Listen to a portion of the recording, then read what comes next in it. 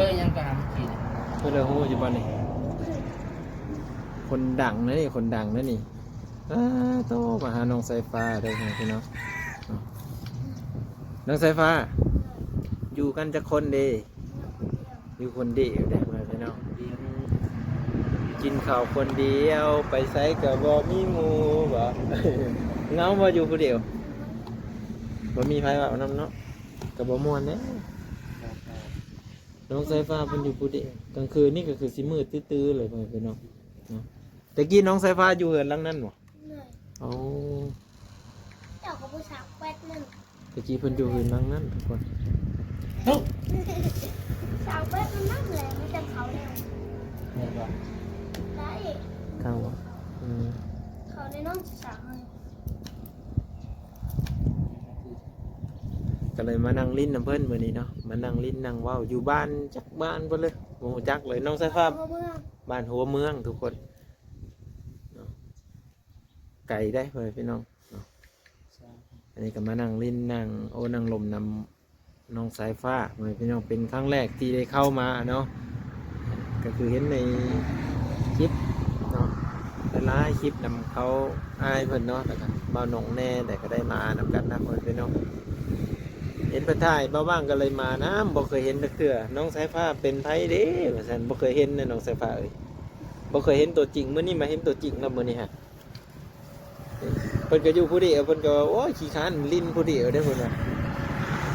เพิ่นก็อยู่ผู้เดียวปลูกผักเลี้ยงไก่พร้อมได้เห็นว่าน้อยๆนี่ฮะไก่จักโตพูดไก่หลายโตไก่ได้ลูกบ่โอ้แต่นั่นสิพาไปย่างเลาะเบิ่งเฮือนหลังเก่าเพิ่นแน่ทุกคนแล้วก็สิพาไปเบิ่งสวนเพิ่นแน่เนาะเพิ่นปลูกผักนำใดเนาะเพิ่นกำลังเริ่มปลูกผักปลูกอันนี้ยามกลางคืนก็นึ่งข้าวเองเนาะเฮ็ดอยู่เฮ็ดกินเองเนาะถือว่าเก่งนะทุกคนแค่ปีแล้วบ่10 ปีมีอ้ายจักคนซื้ออ้ายได้สามารถจังได๋จะมีแล้วก็สายว่า2 คนจะประมาณนี้มาเลยเนาะก็คือมาลิ้นนะเพื่อนไปเดี๋ยวพาย่างไปเบิ่งทุกคนว่าเพื่อนเนี่ยซื้อดินซื้ออันนี้มาใส่บ่อนเหือนเพิ่นอีกได้ทุกคนเพราะว่าก็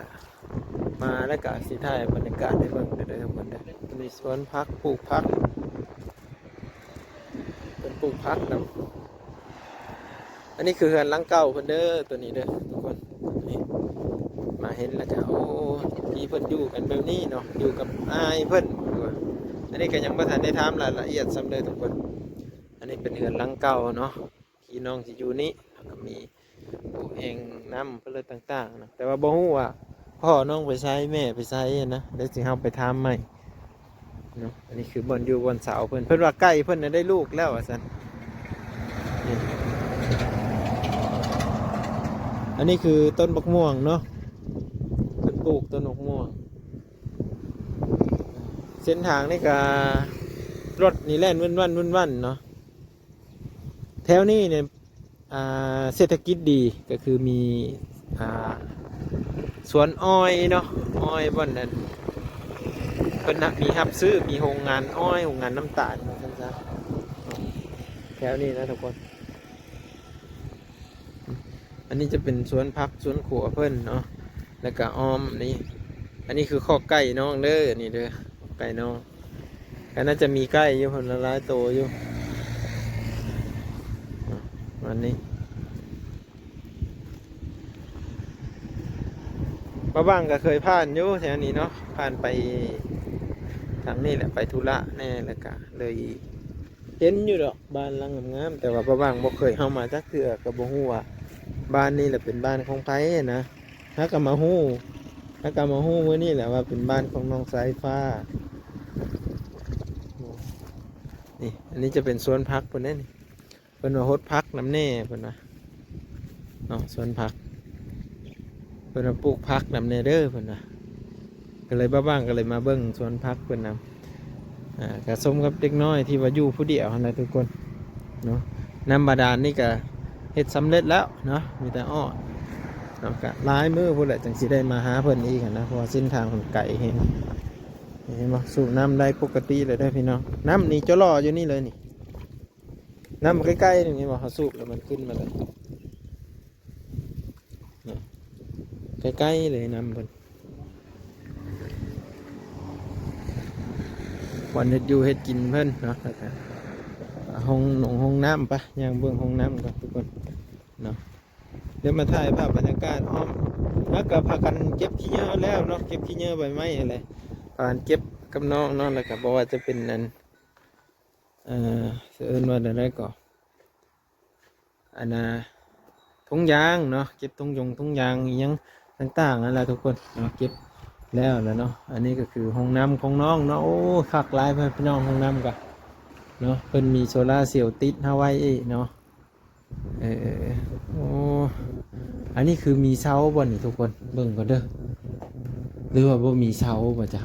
เนาะเพราะบ้างกันหาแบบอยากเฮ็ดห้องน้ำอยู่เก็บเงินแล้วก็สิ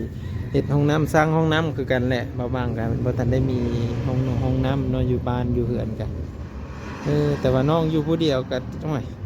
คือว่าการรักษานี่ก็สมควรอยู่ทุกคนเลยเนาะสมควรแน่การรักษาก็ได้ขนาดอยู่ผู้เดียวนั่นนี่ฮะประมาณนี้ออมแอมบ้านเหินเพิ่นเด้อทุกคนเด้อขออนุญาตถ่ายให้ FC ได้เบิ่งบัดยามเฮ็ดอยู่เฮ็ดกินน้องก็ว่าเฮ็ดเองเนาะยามนึ่งข้าวนึ่งน้ำอุ่นข้าวกับน้องก็เฮ็ดเองเนาะก็ถือว่าน้องนี่ก็น้องอ้ายเพิ่นน่ะชื่อบุญทวีเนาะเพิ่นนี่ชื่อสายฟ้าเส้นทางนี้ก็รถก็แล่นผ่านนั่นอยู่นะรถก็หลายเดือนเพิ่นกำลังงามพ่อแม่พี่น้องน้องลังบักใหญ่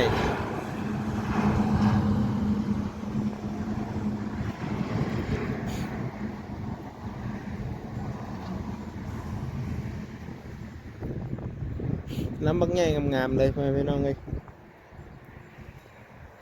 น้องสายฟ้าบ้านน้องสายฟ้าเด้อ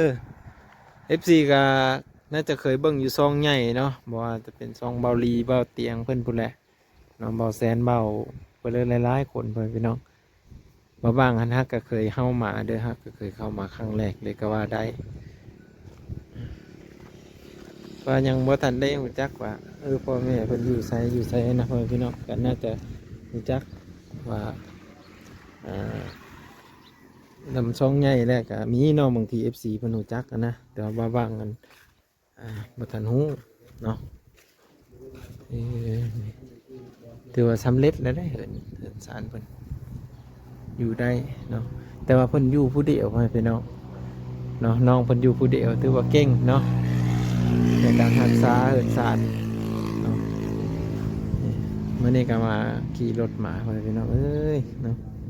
มาเบิ่งมาเห็นแล้วก็ดีใจเนาะได้เห็นน้องแหละวิก็ได้เห็นแต่อยู่นำ YouTube พี่น้องเนาะเห็นอยู่ในซ่องใหญ่แหละบ้านน้องสายฟ้าน้องบุญทวีแบบนั้นแล้วก็บ้างอาจจะ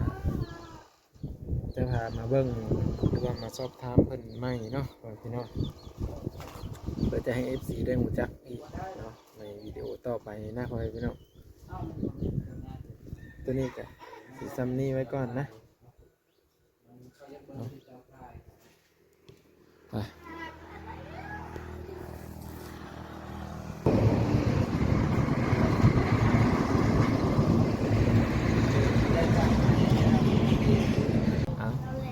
ซ้ำนี้แล้วพ่อพี่น้องเลยก็คือไปเบิ่งบ้านของน้องเนาะตะกี้น้องว่าเพิ่นอยู่ผู้เดียว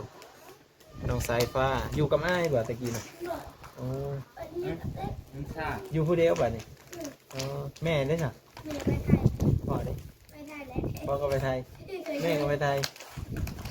เดี๋ยวเพิ่นอยู่ผู้เดียวอ้ายก็ไปเฮ็ดงานได้แล้วรถเก็บตัวไปไปเฮ็ดงานพี่น้องเอ้ยเนาะจบไปเพียงสำนี้เด้อขอบคุณ FC ทุกคนที่รับชมและติดตามตลอดมาพี่น้องวิดีโอหน้าจึงมาพอกันใหม่พี่น้องเอ้ยเนาะขอบคุณ FC ที่รับชมและติดตาม